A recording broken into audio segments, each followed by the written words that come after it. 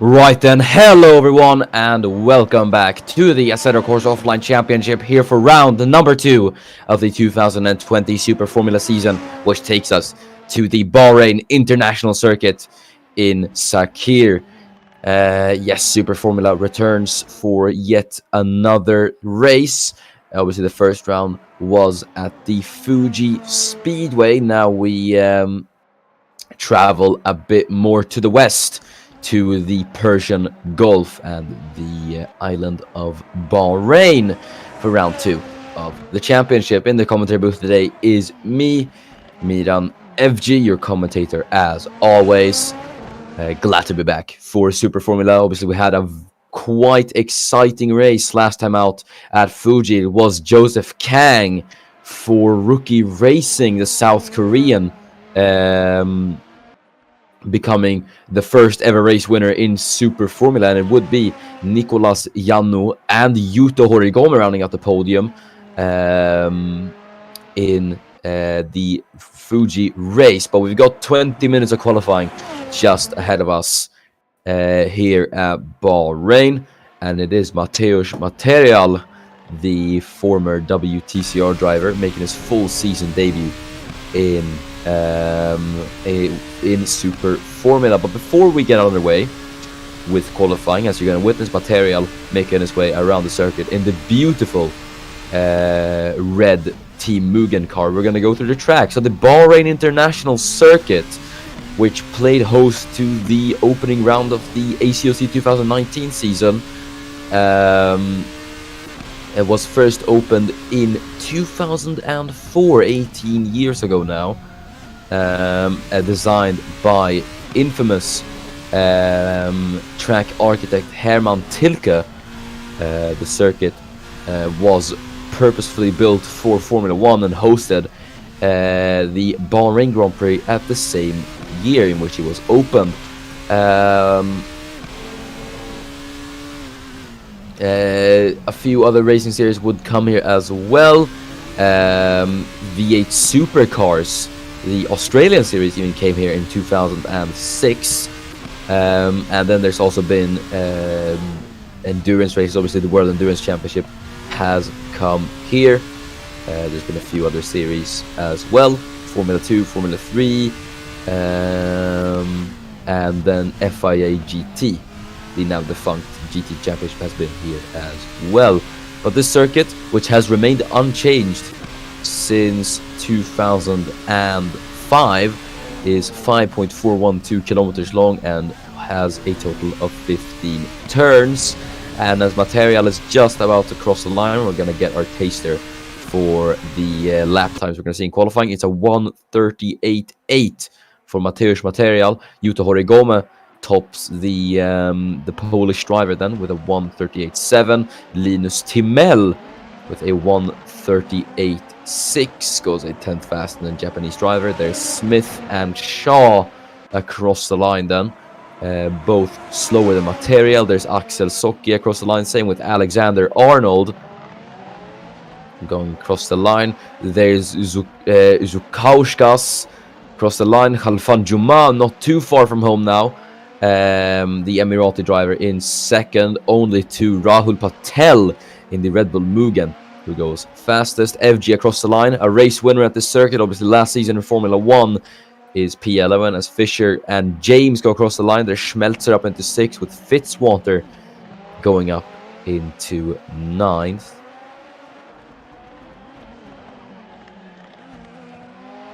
Katja Schmelzer, obviously, who unfortunately was very, very close to points, but just could not secure the points finish. Same with this man, Formula 2 champion Will Parrish, who goes 7th. There is Kaiman Kumar, the Qatari driver, who obviously will have his home race later this season. Round 9 of the championship will take us to the Lusail circuit in Qatar. So, yeah, Kumar will be able to have his home race. Same with Khalfan Juma, we mentioned him a bit earlier. Round 8 will take us to the Abu Dhabi, I believe it's the Dubai Autodrome. There's Auzinch, who goes fastest then, or not fastest, sorry, third fastest should I say. Pearson across the line on like P15 for the American. Same with Nicolas Yano down in 17th. There's Smith improving up to 18th. Jethan Shaw is 20th as Courtney Simpson is the final car across the line. And he will be P11 or P12 as Juma now goes fastest. The Emirati driver in the Assetto Corsa fastest then with 14 minutes to go and qualifying from Patel in the Red Bull Mugen in second and Auzinch third in the Nakajima racing car. As Schmelzer improves up to 8th along with Fitzwater improving up into 9th. Not badly done from the pair then, quite close on track. As Simpson is currently in 13th, making his way down into turn number 10 as Parrish improves. However, the American stays in 11th. It's going to be down to 12 for Parrish though, as Kumar goes up into 11th.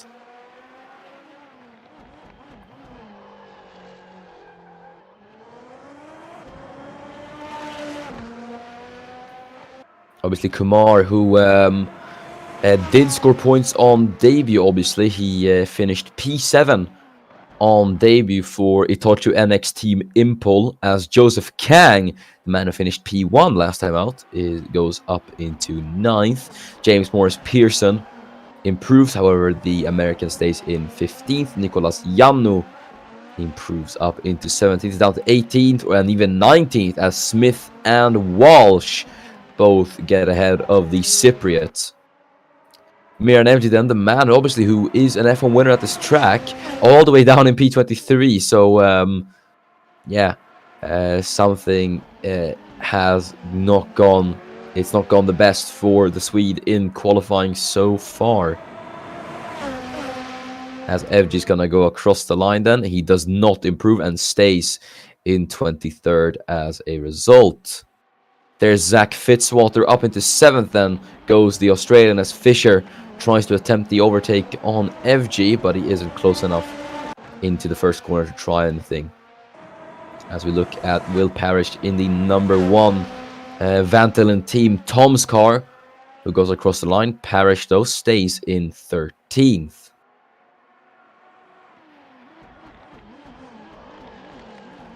There's Alexander Arnold in the team Dandelion Racing car, the white and red Docomo team Dandelion Racing car, looking very, very nice. I have to say, we have some really beautiful liveries on the Super Formula grid, if I have to say so myself. As Arnold then through the first sector, 6/10 off current provisional pole sitter Juma. So we'll see what Arnold will be able to do. Rahul Patel then, the man in second, the former Formula 1 driver and Porsche Super Cup race winner, obviously recently appointed as Red Bull test and reserve driver, hence why he is driving the only Red Bull liveried car in Super Formula.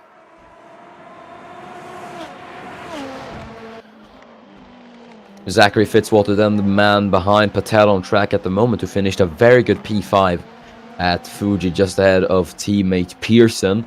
We'll see if he's going to be able to do it again as Miran Evji improves, gets himself out of last place, just behind fellow former F1 driver Alexander Arnold. But let's go on board with Rahul Patel then, as he heads into the first corner. Sharp brakings on the turn 1, and then through the left-hander of turn 2. And then this little kink, turn number 3 down the first straight. Normally this is a DRS zone in the F1 cars, obviously, and it's gonna help you set up yourself for an overtake into this corner. Turn number 4, another sharp left-hander as the track goes downhill through the chicane of turns 5, 6, and 7. Quite easy to overcook it into this corner. Now then into turn 8. I guess you could call it a hairpin of some sort, and then into probably the most fearsome corner on this track, turn number 10, the blind left-hander. Really, really easy to run by there, and we've seen a couple of incidents here before in the ACOC. Now then down this little paddock, start finish straight into the left-hander of turn 11 as Yuto Horigome goes up at the second and through. I believe this should be flat in these cars. Through turn 12, the long right-hander into sector 3 we go. And through turn number 13 and down the back straight here as Zhukauskas improves up into 5th. Now then, through the final corners, turns number 14 and 15, easy to overcook it here and run wide, but you have to make sure that you don't do that, and also set yourself up for the best exit possible down this long start finish straight and across the line for Patel. He does improve, but he cannot get his second place back from Horigome.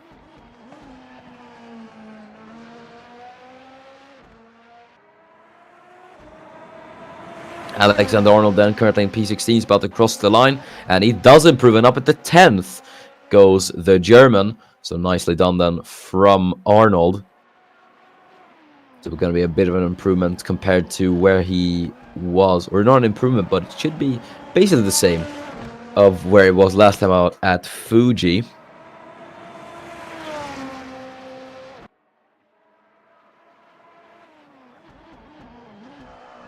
Currently is in 10th, just ahead of Zachary Fitzwater. But 8 minutes ago, it is still Juma on pole position with a 1:37.698, who is almost over 2/10 clear of Yuto Horigome in second, and a total of 3/10 off Rahul Patel in third, as Juma and Horigome are the only ones to get into the 1:37s, as Kaiman Kumar goes up into P5, the Qatari driver in the Team Impul car, up into 5th, just behind Jacep Auzinch.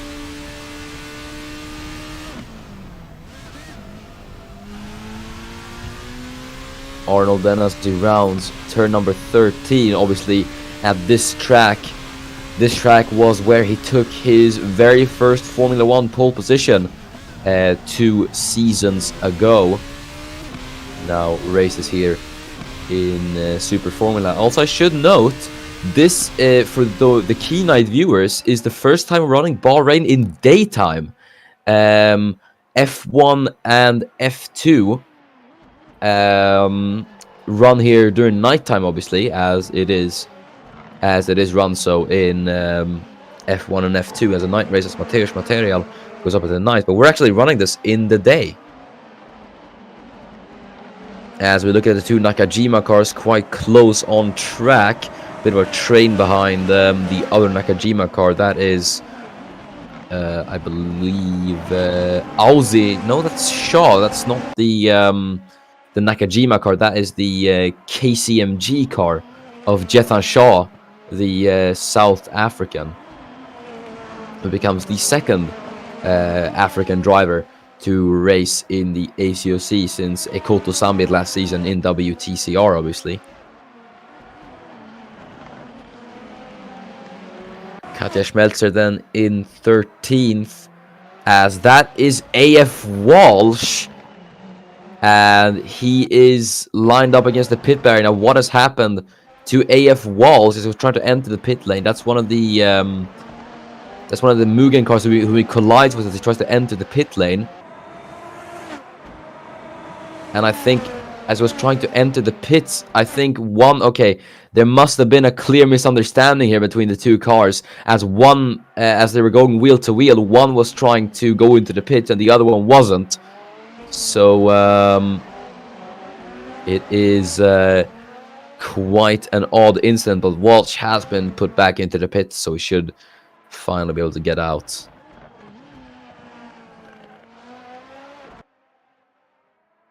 Linus Timell then running a very good 8th at the moment compared to where he was last time out, down in the bottom positions. Should be an improvement for the Swede, obviously. This track, for those who remember, 3 years ago, he scored his first ever Formula 2 podium at this track. He finished P3. Back then he was driving for the Russian time team in Formula 2. He gets pushed down to P10 as Mateusz Material, so yet another improvement, and up into 4th goes the Polish driver. Very well done from Material.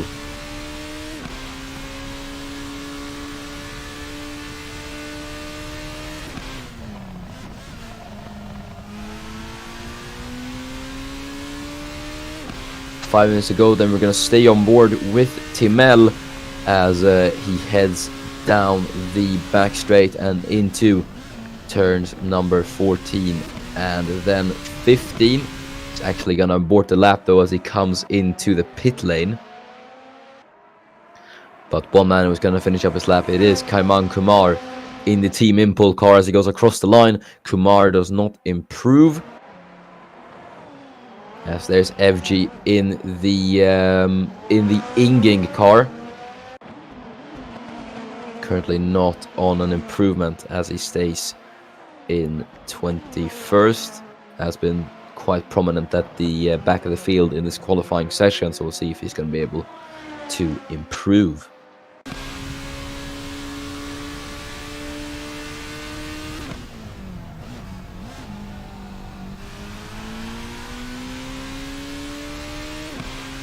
As FG heads down the back straight, let's see if the Swede is going to finish up this lap, number 38 that he is representing, obviously. Used to run the number 13 in Formula 1. As he is going to finish up the lap then, as he's going to come across the line. Can FG improve? He does improve, however, he will stay in 21st for the time being.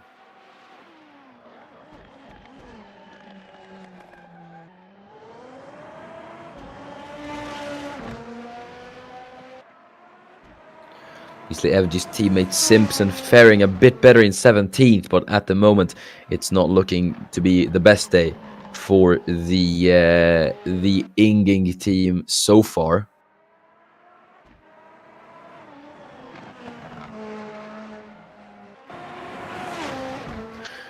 One team, though, that is faring not too badly at the moment, it is Dandelion Racing. Obviously, Yuto Horigome running second. The lone Japanese driver in the ACOC doing quite well as he takes pole away from Khalfan Juman. We were talking about how he looked quite unstoppable at the top of the timing sheets. Horigome does it and improves up into provisional pole with 2.5 minutes to go. Nicely done from Yuto Horigome, and the Japanese driver goes up into provisional pole. It's a 1:37.476, and up into fourth goes James Morris Pearson, the American in the Kondo Racing, up into fourth. Well done from Pearson as well. Looked to be struggling in the first few stages of qualifying. There up into fifth is AF Walsh as well. The Australian takes fifth, just behind Pearson, in fact, with a 1:38.282. Nicely done from him then. So we're seeing a lot of big improvements now in these final stages of qualifying. Will Horigome be able to hold on to his pole, or will it be someone to take it away from him? Courtney Simpson then currently on a lap, about a 10th of Horigome in the middle sector, so it could be an improvement, or that was the first sector, sorry.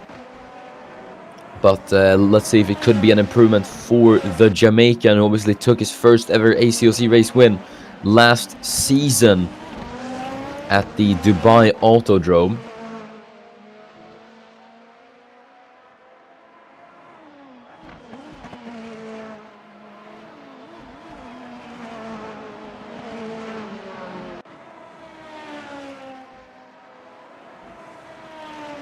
Four-tenths off then in the middle sector as he rounds turn number 13. It could very well be an improvement for Simpson if he just nails the last sector, and obviously does finish up the lap, assuming he does, as Jethan Shaw improves his lap time but stays in 20th.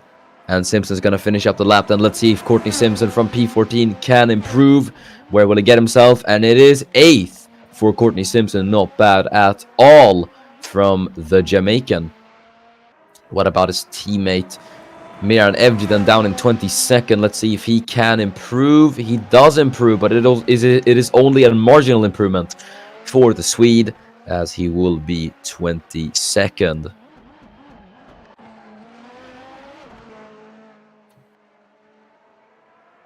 There's Will Parrish then down in 15th as Rahul Patel improves on his lap, but he will stay only in 3rd as the checker flag falls. He just got another lap time in there. I'm going to look. Memphis Fisher's going to be the first man across the line, and Fisher lifts himself up into 20th. Linus Timell is next across the line. Let's see what the Swede can do, and it's 3rd for Linus Timell. Very good qualifying from the former F1 driver. Axel Socki, the Norwegian, goes across the line. It's P6 for Socki. Good qualifying for him. Fitzwater, not as lucky then. Only P13 for the Australian, but nicely done then from Axel Socki. What about Timell's teammate then? Roger James, the former DTM driver, is going to go across the line, and it is 5th for Roger James. Very well done from him as well. Kang, the previous race winner, is going to be only 19th for the South Korean driver as Yanu goes up to the 13th. Shaw improves, however, he stays in 20th or 21st. Auzinch then, the Latvian, goes across the line, and it is only P11, unfortunately, for Auzinch. What about F2 champion Will Parrish, who's going to go across the line? Parrish stays in 16th. Simpson, no improve for him either. Neither does Arnold, doesn't improve as well. Material does improve and gets himself ahead of Pearson as FG dives into the pit lane, a lowly P23, and at the back of the grid it is going to be for Miran FG. One other Formula 1 driver faring a bit better, it is Rahul Patel in the Red Bull Mugen. Let's see then if he can improve on his lap. Then as Patel's going to go across the line, the Indian driver does not improve. What about Aidan Smith, the Irishman? He does not improve either. And the final car across the line, it is going to be Memphis Fisher as Fisher goes across the line. And I think that should be all for qualifying. No, Axel Socki is going to be the final car across the line, but the Norwegian dives into the pits, and that means that it is going to be Yuto Horigome on pole here at Bahrain. So then a pretty dominant session from Yuto Horigome, even though it wasn't looking like it would be his pole. Still a very good job from the Japanese driver to take pole. But let's go through the starting grid then before lights out here at Bahrain, and it is Yuto Horigome, the Japanese driver, takes pole position for Docomo Team Dandelion Racing, and accompanying him on the front row it is the number 13 Drago Corsa car of Khalfan Juma. And then on the second row, we have Linus Timell, the former Formula 1 driver, accompanied by fellow former F1 driver Rahul Patel, starting in 4th. Then we have the second Buzz racing car of Roger James with Mateusz Material in 6th. James Morris Pearson for Condor Racing starts 7th with Axel Socki. A very good qualifying for the Norwegian in 8th. Then we have AF Walsh in 9th with Courtney Simpson, rounding out the top 10. Jacek Auzinch is going to be 11th with Kaiman Kumar in 12th, and it is Nicolas Yanu in 13th with Jokubas Zukauskas in 14th, and we have Zachary Fitzwater Sr. in 15th with Formula 2 champion Will Parrish in P16. Alexander Arnold, the pollster at the circuit, starts in 17th, accompanied by fellow countryman Katja Schmelzer in 18th, and we have Joseph Kang in 19th with Memphis Fisher rounding out the top 20. Jethan Shaw takes P21, and your bottom two, it is going to be Aidan Smith and Miran FG. So that's the qualifying grid done. Let's go down to the field, and it is Yuto Horigome on pole as the lights are coming on here at Bahrain. We have 6 lights. And we're underway here at Bahrain. Looks to be a good start for Yuto Horigome. Not as good of a start for Juma there in the background. He might be compromised heading into turn 1 as we're going to head down into the braking zone. Juma having to defend for Patel on the inside line. There's Timell as well, trying to take 3rd position away from the Red Bull Mugen car as Horigome leads away from Juma. Patel on the inside line through turn 3, gets it done on Timell. Linus is going to retaliate though as he's into turn 4 they go. It's going to be Timell on the inside line as the two go wheel to wheel. Then are they going to be wheel to wheel through the chicane though? I think they might just be. No, Patel gets Linus Timell then on exit as Timell's teammate James battling with Mateusz Material for 5th and the American does defend from the Polish driver in the Team Mugen car. There's Kumar and Alzinch battling for 11. Kumar trying to take it away as he's gonna try to go around the outside into turn 10. Will he succeed with the move? And I think he does. He still hangs on to the move there as Kumar and Alzinch wheel to wheel down the paddock start finish straight and into turn 11. Kumar is gonna go around the outside. No, that's not even Kumar. That's Walsh, who he's battling with. I didn't even notice that, but Alzinch goes round the outside. He's gonna try to get into the points here as he's gonna try to overtake the Australian into turn number 13. They're wheel to wheel and they're gonna be side by side into the final corner. As looking a bit further up the field, there's Timel on the inside line of Patel into the final corner. The two going wheel to wheel as Rahul runs a bit wide, but he should get the better run compared to the Buzz racing car as the two go wheel to wheel down the start finish straight on into turn 1. Who is going to be the last on the brakes? It's Timel, who's a bit later on the brakes on the inside line, and he doesn't. I don't think he gets the better exit. He does get the better exit though. I was mistaken as they head to turn 3. What a battle between these two guys. Really showing off their experience in the field down into turn 4. They've been battling for almost a lap now as Timel goes on the inside line. Now then, into the chicane once again. It's going to be Timel on the inside and Patel, who's going to go round the outside of Linus Timel. And I think he does get the Swede. No, it's not over yet actually, as Timel is going to try to hang on to the move, but there's not enough he can do, and Patel will hold on to his third position. What a great battle between those two, really showing off their experience and respect for each other as Fischer gets past FG4 21st. Looking into the midfield, then Axel Socki is chasing down Mateusz Material, so we'll see what happens of that. There's AF Walsh, who has been sent to 11th after obviously Josip Alzinch was able to make the move on the Australian. If we could look at the position gains from the start then as well. So it has been Patel, obviously, who overtook Linus Timel for 3rd in that very big battle they had. Socki got past Pearson.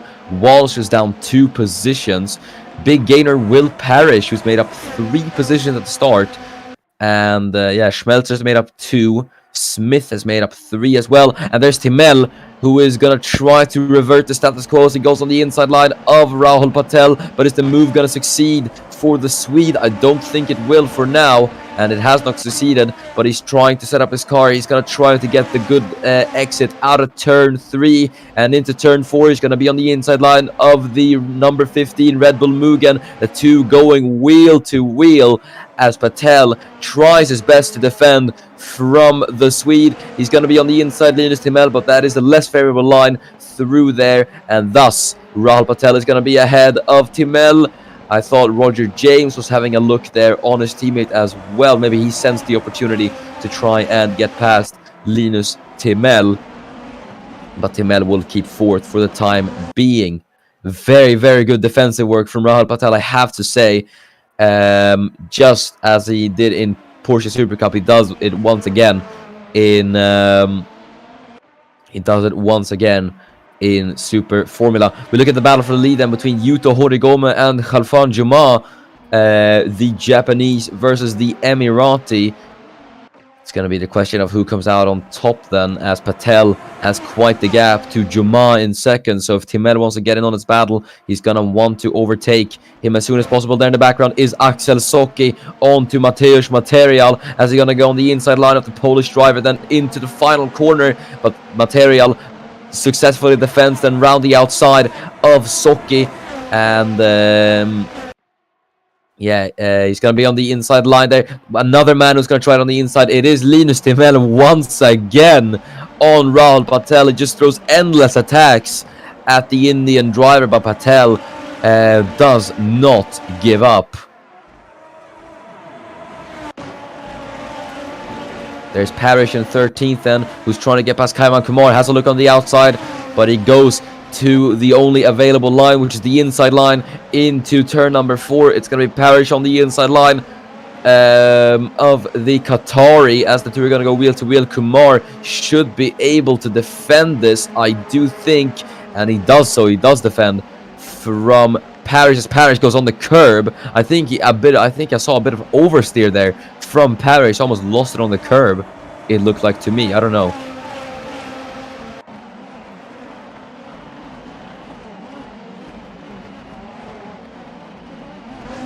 There's Zachary Fitzwater chasing down Katja Schmelzer for P16. Joseph Kang, the last time out race winner, down in 20th, so doesn't seem to have adapted to the Bahrain circuit as he would have liked to. Two men, though, that are doing very well at the moment, Yuto Horigome and Khalfan Juma.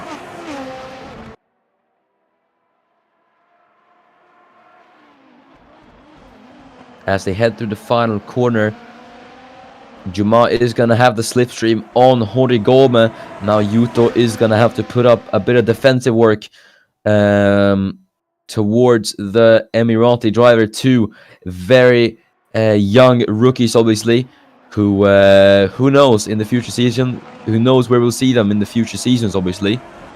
It'll be interesting to see where they will go. There is the battle for P9. Yazup's Alzinch really carving his way through the field as he's going to try to get past Courtney Simpson, but it does not do it. And we're going to have to be occupied with something else here, as Juma is going to be on the inside line of Horigome here. The two are going to go wheel to wheel, but Horigome should be able to defend. Then heading into the turn 5 chicane, he does defend from Khalfan Juma, and Juma loses a lot of time through the chicane. There's Alzinch on to Simpson. Same story here as Simpson defends on the outside line with Alzinch. There's Yanu and I believe Zhukauskas who battle with each other. Arnold gets past Aiden Smith, or I think he's defending from Aiden Smith. Smith, though, is now going to have to put on the defense. He's going to have... Oh, goodness me. He's going to have to put under some defensive work as Kang's going to go around the outside into turn 10. Will he succeed with it? And that's a crash. And that's Zhukauskas and Schmelzer facing the wrong way. Now, what has happened to Yokoba Zhukauskas and Katja Schmelzer? So this is into turn number 8. That's Schmelzer on the inside line. And he does defend around the outside.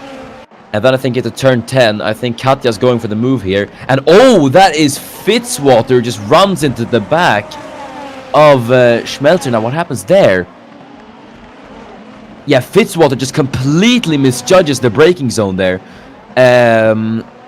of Katja Schmelzer and just sends the German careening into Zhukauskas. Nothing the pair of them could have done there. And I have to say, unfortunately, it is going to be on Zachary Fitzwater, that one.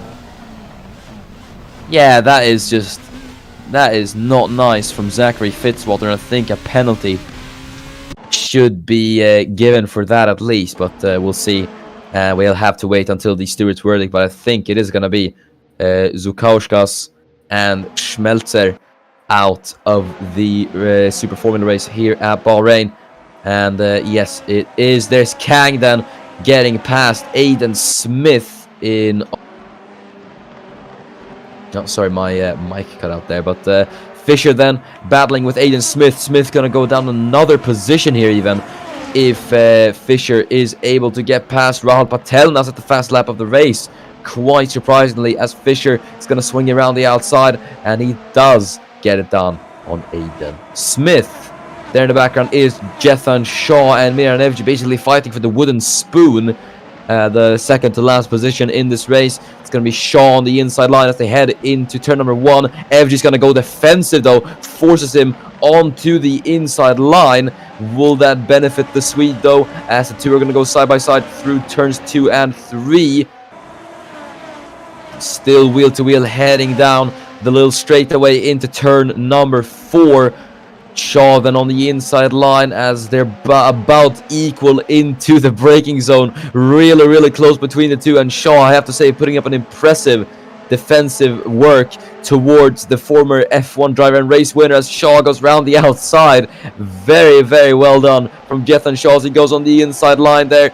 And is he going to be able to succeed with the move then? Heading into turn 9 and into turn 10. Shaw's late on the brakes. He swings around the outside and gets the better exit. And Jethan Shaw take a bow. I think he should be ahead of FG. Might not be over yet though, actually. I might have been mistaken as they headed to turn 11. FG still there on the inside line as Shaw runs a bit wide then through turn 12. Now it's going to be Shaw on the inside line, but FG round the outside gets it done on Jethan Shaw. What a great battle, and it was only for P20. But we look at the battle for the lead. Khalfan Juma says the fastest lap. No, it goes to Linus Timel in fourth, as Juma is now going to try it on the inside line of Horigome. He just has the overlap coming into turn 1, but Horigome is much later on the brakes, heading into the first corner and through turn 2. Horigome does remain ahead of Khalfan Juma. There's Patel and Linus Timel battling away as well. Timel will stay in fourth for the time being. Juma all over the gearbox of Yuto Horigome.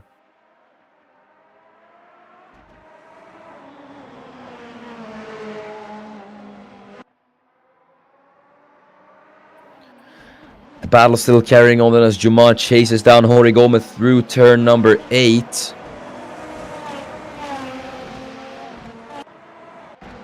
There's another battle as well, looking a bit further down the field. James Morris Pearson chasing down Axel Socki in 7th. And then Aiden Smith in 19th at the moment, chasing down Memphis Fisher. Looking at the battle for the lead once again. Khalfan Juma, who obviously lost his pole position with about 2 minutes to go, to the man who currently is leading the race, Yuto Horigome.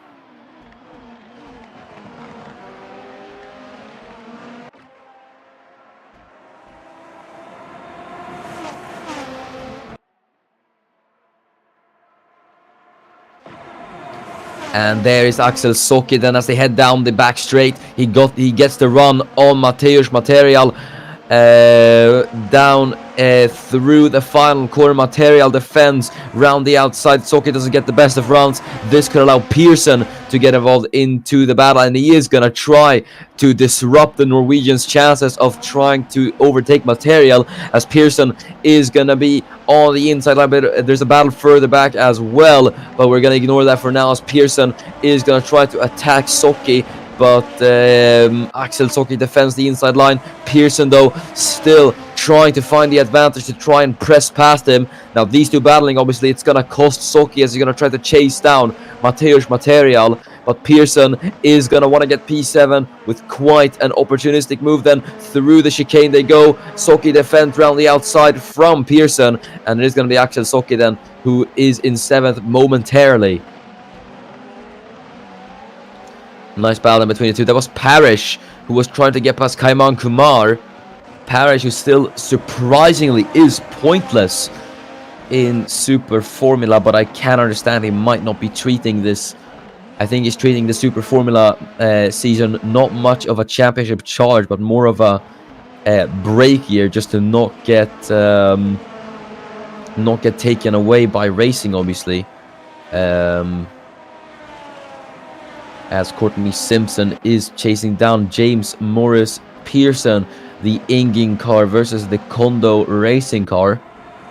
We'll see who's going to come out on top in this battle, as Pearson seems to have lost a bit of time himself on Axel Socki in 7th.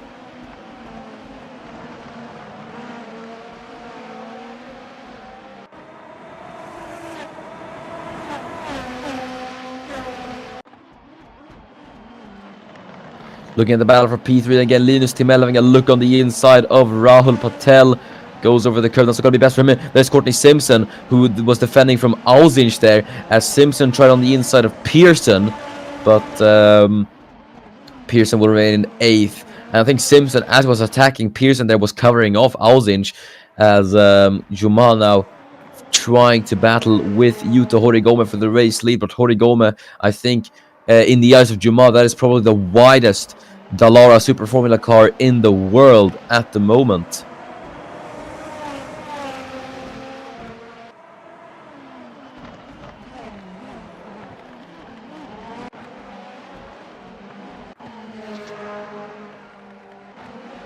Jethan Shaw then in 21st, chasing down Mir and Every. The battle for the wooden spoon continues for P20.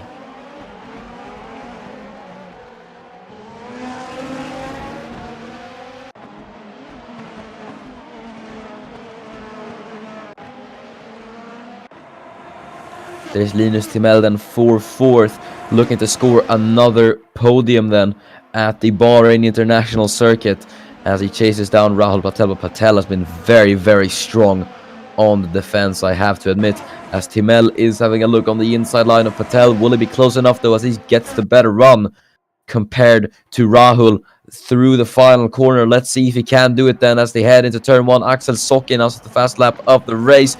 Into turn number one they go side by side. Timell on the inside line does not get ahead, still gonna have the outside line through turns 2 and 3, and he is gonna try to make the move stick into turn number 4. Let's see if he can do it then, as he's gonna go on the inside line. He just about gets the overlap into the chicane. Now they're gonna go wheel to wheel, and Timell is on the inside line. They go side by side. Patel still hangs on to the move as they're gonna head into the braking zone at turn 8. Patel later on the brakes around the outside, but Timell looks to have the better traction on the inside. However, Patel still hanging on to the position. They're going all out there for P3 as Timell very, very late on the brakes, and he goes around the outside of Rahul Patel. Is the move done for Timell? Yes, it is, and up into third goes Linus Timell. What a move! I was completely sure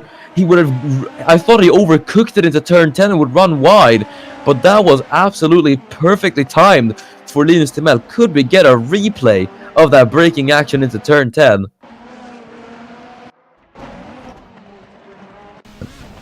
And you can see here on board with Timell. Now he's on the inside to turn 8, and now into turns 9 and 10. You can see Patel's on the inside line there. And he's just so late on the brakes, goes over the curb there, and you can see for one moment I think he had no control over his car. So I think that was probably quite the charge from Timell. I think it was a bit of a suicidal move, but still, you can see round the outside, he went very wide as he made the move. I have no idea how he made that stick, but still impressive stuff from Linus Timell, showing that he has still got it as a racing driver. And now for Rahul Patel, he's got the other Buzz racing car, knocking Roger James in 5th.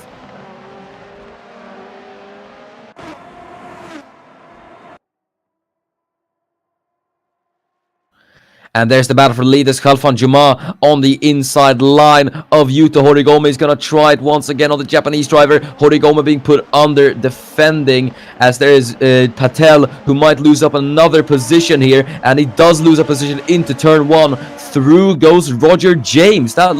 He made that look easy compared to Timell. Only took him one try and he's already ahead of the former F1 driver. But that is Roger James up into 4th. Very good day for Buzz Racing compared to where they were last time at Fuji. There's Patel still trying to hang on to the position as he tries to overtake James, but he just cannot find the opportunity to get past. And now he has Mateusz Material knocking in 6th.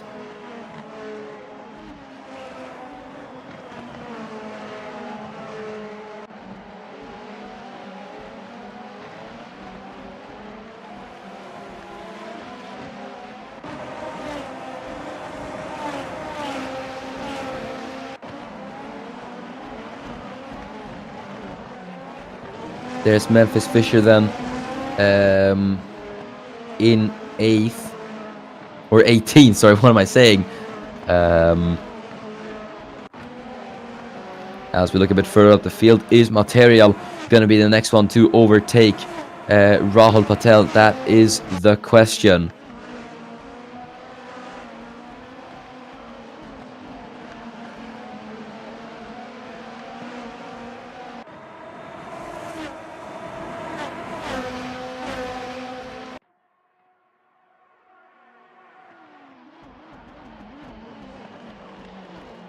Linus Timell now says the fastest lap of the race. As we approach the halfway point, there's Material having a look on the inside line of Rahul Patel, but the Polish driver isn't able to get past him. There's Will Parrish on the inside line of Kaiman Kumar into turn 1 and through into turn 2. Adjusts his line to get the best exit out of turn 3. Sorry, but into turn 4. Then they're going to be wheel to wheel with Parrish on the inside. Let's see if Parrish can get it done on Kumar for P12 as the two go wheel to wheel.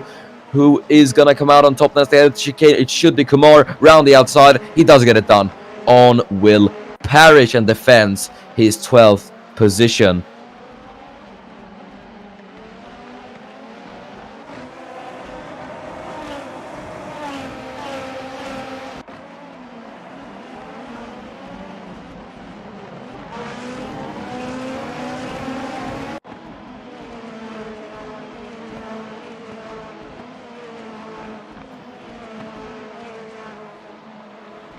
As Parrish currently in 13th and will be wanting to get another opportunity at chasing down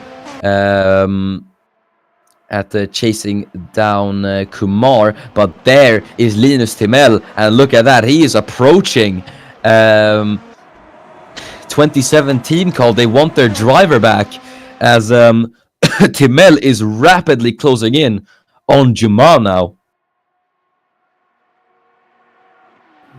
But through into turn number 1, the gap is about 5/10 then between Juma and Timell. So I think Khalfan Juma might have to worry about defense very soon.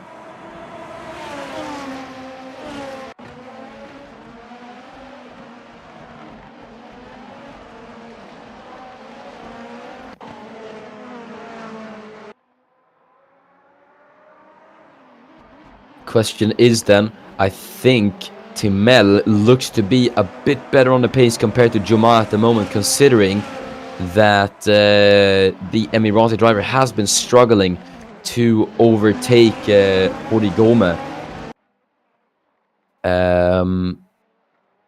for quite a while now.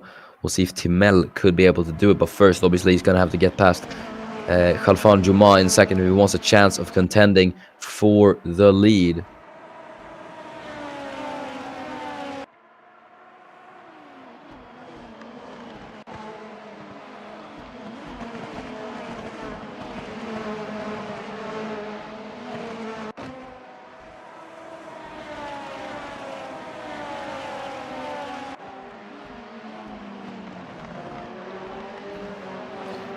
Fitzwater then currently in 15th, not the best of days then for him, as Juma is now going to try it on Yuto Horigome into turn 1. He's going to try it once again. Will Horigome be able to defend on the outside line? Let's see as they head into turn 1. Horigome tries to take the widest line possible, and he does defend from Juma for the time being. So it is going to be Juma having to wait a bit more to get another opportunity. There is Parrish and Kumar side by side. Same with Yanu and Fitzwater, so they go two-file into turn 1. But Kumar is defending from Will Parrish. Parrish is not able to find the opportunity to get past Kumar. He's been trying for these last few laps, and he just hasn't been able to.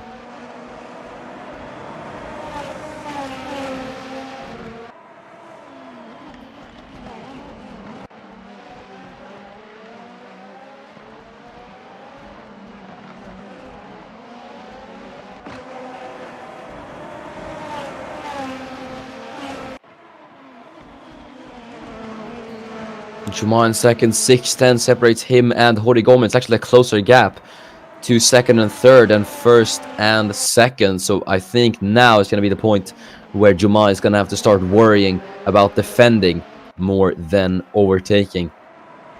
But Timell, obviously, he's got 10 laps to do it. We'll see if he's going to be able to get past Khalfan Juma, or if the Emirati driver is going to put up as good of a defensive work as Horigome is doing to him at the moment.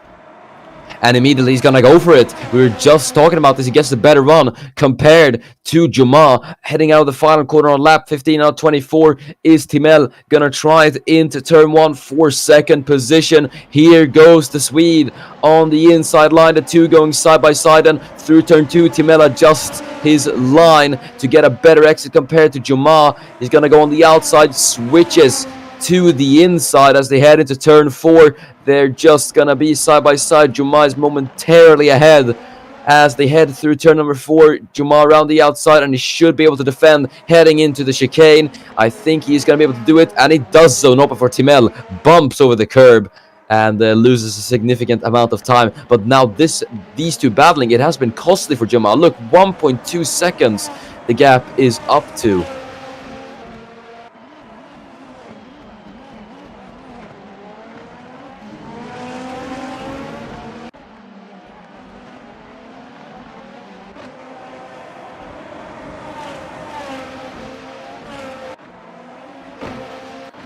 Parrish then, no luck for him, trying to chase down Kumar. Same with Fitzwater and Yanu, obviously. Fitzwater, who tried the move on the Cypriot a few laps ago, could not get past him, unfortunately, at the moment.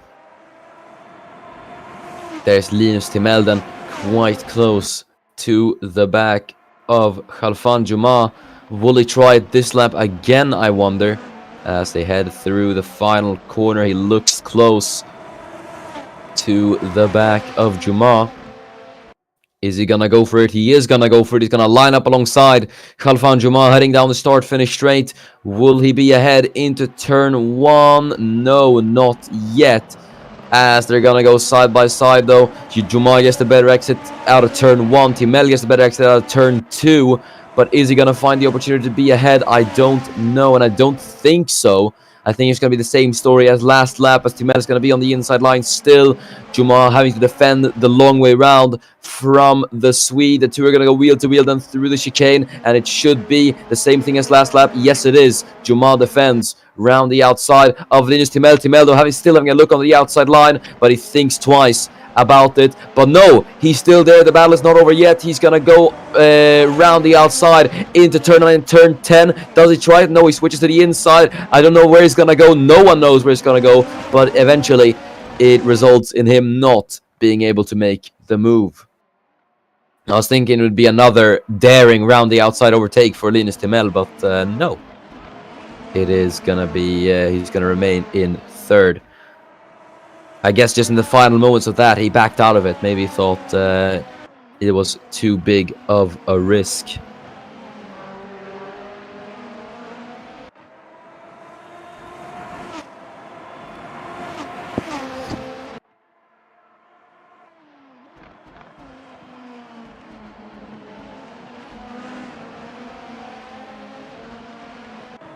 As heading down the start-finish straight again, Juma is gonna come under pressure as Linus Timel will be trying it once again into turn number 1. Let's see if it's going to be the same story as these previous laps, or if Timel will finally be able to punch his way past. I think what Timel is trying to do here is trying to get the Emirati to crack under pressure, as the two are gonna go wheel to wheel. Timel still holding the inside line into turn 4.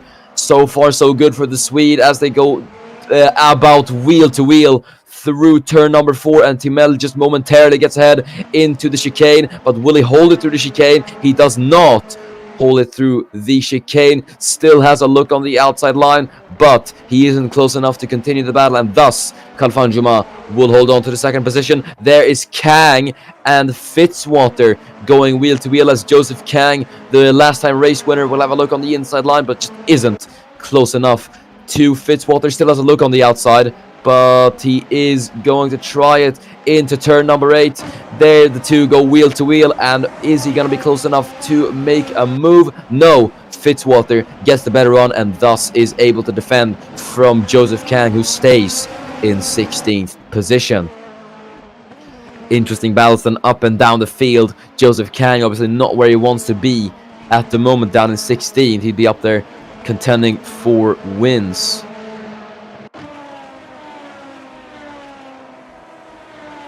Lap 17 out of 24, still 21 runners. We've lost Jokubas Zukauskas and Katja Schmelzer in the accident a few laps ago with Zachary Fitzwater, obviously.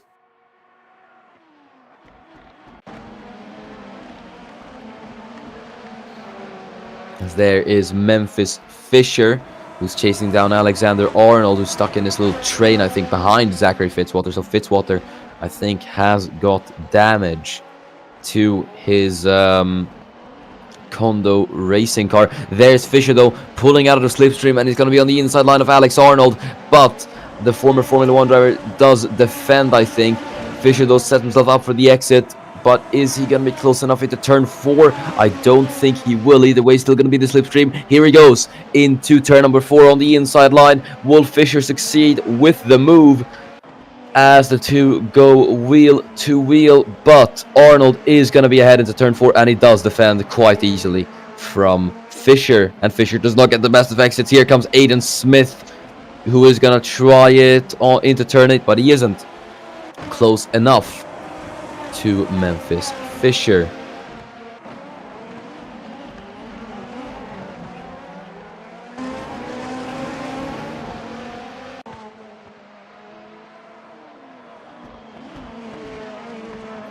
Smith then having to stay in 19th, not the greatest couple of opening rounds for, or I should say, not the greatest racer at Bahrain compared to where he was last time, finishing a brilliant 4th at Fuji. Obviously, he would not be hoping for this.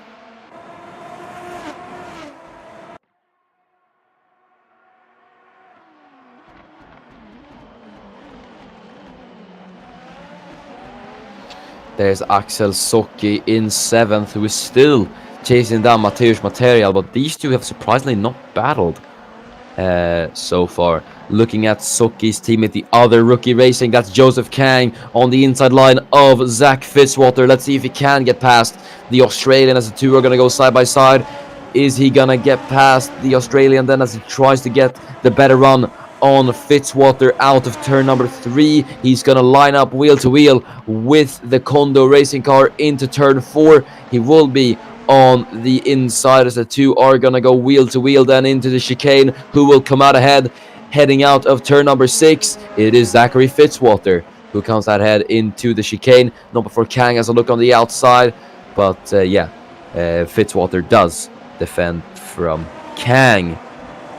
Now, one thing I do notice with overtaking at this track, obviously, in these cars, is that unless you have a pretty big pace advantage, it is quite difficult to overtake here at Bahrain.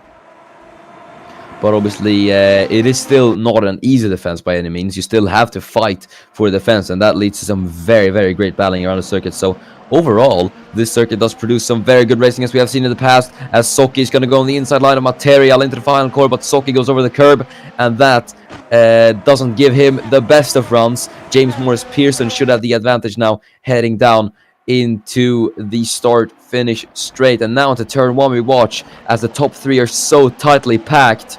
Will anyone be able to come out on, or the question is who is gonna come out on top here, as Juma has closed the gap to Horigome. Here he goes on the inside line then. Linus Timell in 3rd will be wanting to pick up the scraps from this battle as Juma goes on the inside line into the left-hander of turn 4, but through the chicane. Horigome easily defends from Khalfan Juma, who jumps over the curb, and that's not giving him the greatest of exits. Here comes Linus Timell. Is he gonna have a look into turn 8? No, he doesn't, but he is very, very close to the back of Juma. There is Fischer and Arnold going wheel to wheel, but Alexander Arnold easily defends from Memphis Fischer.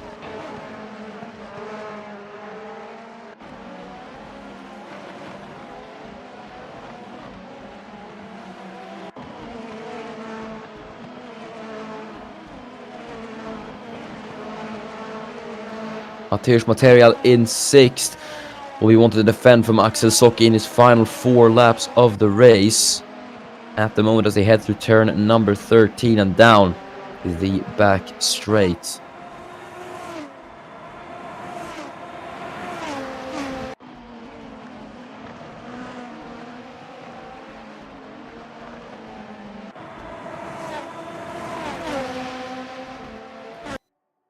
And there's Linus Timell then heading down the run into turn 1. It's going to be Timell wheel to wheel with Khalfan Juma on the inside line into turn 1. Will it succeed this time for Timell, who obviously is running out of time to secure the 2nd spot in this race here at Bahrain? He's gonna try it on the outside, but he switches to the inside line as Juma blocks the outside into turn number 4. As the two are gonna go wheel to wheel, then Juma going the long way round, as they are still gonna be wheel to wheel, and now Juma should have theoretically the superior line into turn number 4, and he does defend from Linus Timell.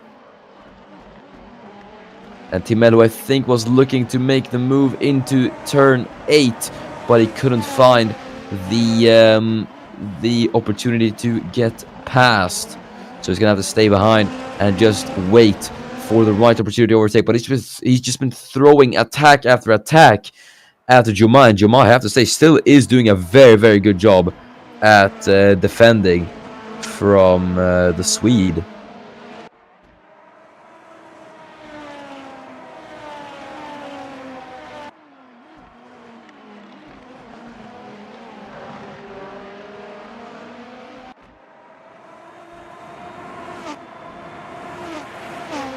As there is Timell, still chasing down Juma, heading into the final corner. He's going to want to get past him as best as possible.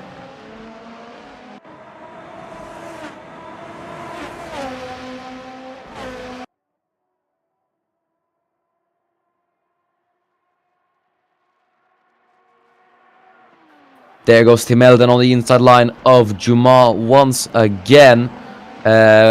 He's going to go side by side with him, but he does defend coming out of turn 3, but into turn 4. Timell is going to try it again as he got the run out of turn number 3 there on the inside line. Will Timell succeed with this? As further down the field you have Kang and Fitzwater battling for position as well. Timell on the inside line of Juma through the chicane, does not work for him, but he's still going to be there on the outside line. Tries it into turn number 8, and he is, I think, just going to be about wheel to wheel. So I think the tire wear is hitting for these guys now. You can see the graining strip on the tires here, so I think they must be going a bit now, as Fitzwater does defend from Joseph Kang, who will stay in 16th. So the battle is going on then around the field with 2 minutes to go. We'll see then what will happen.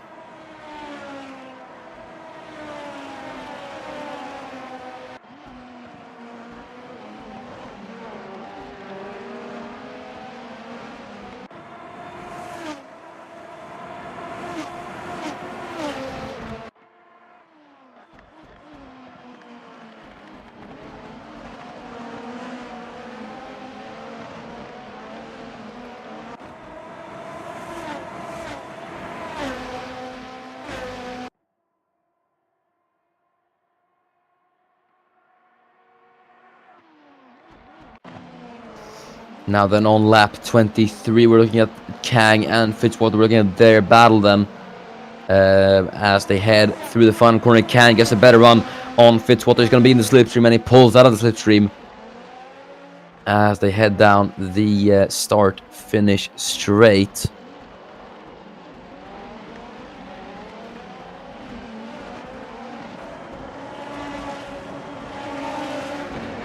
And Kang gets the better exit out of turn 3 as well, as he's going to have the run on Zachary Fitzwater. Let's see if he can do it then into turn number 4, as he's going to go side by side with the Australian. Will he finally get it done into the chicane? We're going to see then as they go side by side through the chicane. Fitzwater has a superior line around the outside. Kang still tries to hang on to the move into turn 8. He cannot do it as Fitzwater defends on the outside into turn 8, and that sees Fitzwater holding the 15th position. And I think the tire wear is starting to hit for Juma and Timell, because look, they are a second separated from each other. So Horigome, who obviously has only had to defend from Juma who's been relentlessly attacking Horigome and also using up his tires as he was trying to defend from Timell, I think he's now starting to suffer the consequences. Same with Timell, who's been attacking Juma lap after lap. So I think this has been quite the strategic genius from Yuto Horigome. He's driven a calm race. He hasn't pushed quite a lot. So yeah, that's nicely done from him as we now initiate the final lap of the race here at Bahrain.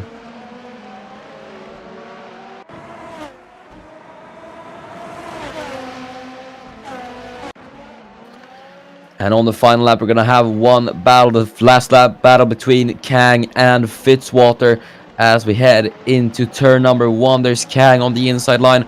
Will he get past Fitzwater in this final lap? He's going to be desperate to try and get past as he gets a better exit heading out of turn number 3.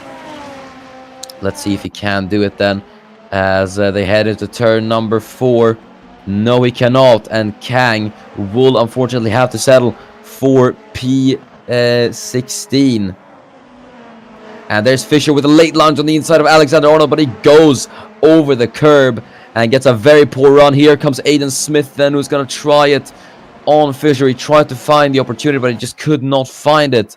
But we're going to look at this man, Yuta Horigome, obviously, who started off his career finishing a brilliant P3 at his home race in Fuji, becoming the first ever Japanese driver in the ACOC and the first ever podium scorer in from Japan. Now becomes the first ever pole sitter and race winner from Japan, as he only has one final corner to go. Yuta Horigome will see the checker flag first as Yuta Horigome wins in Bahrain with Khalfan Juma in second and Linus Timell.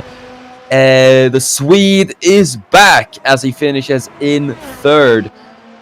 AF Walsh will take 11th positions with Josef Auzinch just rounding out the top 10. Zachary Fitzwater is just gonna get Joseph Kang for 15th. Miran Evji then 20th, with Justin Shaw coming as the final finisher. And there we go. That's been it for Super Formula and the race. Let's go through the final classifications of the race here at Bahrain. And it is Yuta Horigome, your newly crowned race winner and championship leader now in Super Formula. Very, very well done from Horigome. Then it's Roger James in second with Linus Timell, or sorry, not, why did I read it as Roger James? I'm very sorry. Khalfan Juma in second with Linus Timell, who takes the fast lap as well in third. Another third place finish in Bahrain. Last time that happened was the Formula 2 Bahrain Grand Prix in 2017. And Timell's teammate Roger James finishes fourth for what is a very good day in the office for Buzz Racing. Rahul Patel finishes fifth with Mateusz Material in sixth. Another a good point scoring finish for Material, his first of the season, with Axel Socki in seventh. And it's James Morris Pearson in eighth, with Courtney Simpson in ninth, with Josef Auzinch in 10th. AF Walsh finishes P11, just ahead of his teammate Kaiman Kumar in 12th. And we have Will Parrish in 13th, with Nicolas Yanu in 14th. Zachary Fitzwater, who is under investigation from the stewards, is in 15th, with Joseph Kang, who will be finishing P16 for now. Then it's Alexander Arnold in 17th. Memphis Fisher is 18th, with Aiden Smith in P19. Miran Evji finishes 20th. And the final two finishes, or the final finisher, will be Jethan Shaw. And then two non-finishers are Jokubas Zhukauskas and Katja Schmelzer. So that has been it for Super Formula here at Bahrain. Now, before we go, let's award driver of the day. And if I had to give it to someone, I think it is going to be Yuta Horigome, because he did such a good performance, I have to say. Just relentlessly defending from Juma and keeping such a calm head over these 24 laps. Really fantastically done from Yuta Horigome, and he earns my driver of the day. But that has been it for Super Formula and the ACOC this weekend. Thank you so much for watching. Super Formula will return next week, obviously, for the race at the the Chang International Circuit at Buriram in Thailand, and F1, F2, and F1 and F2 will return next week with the Hungarian Grand Prix at the returning Hungaroring. So make sure to not miss that. But yeah, I have been your commentator, Miran Evji. Thank you so much for watching, and make sure to not miss us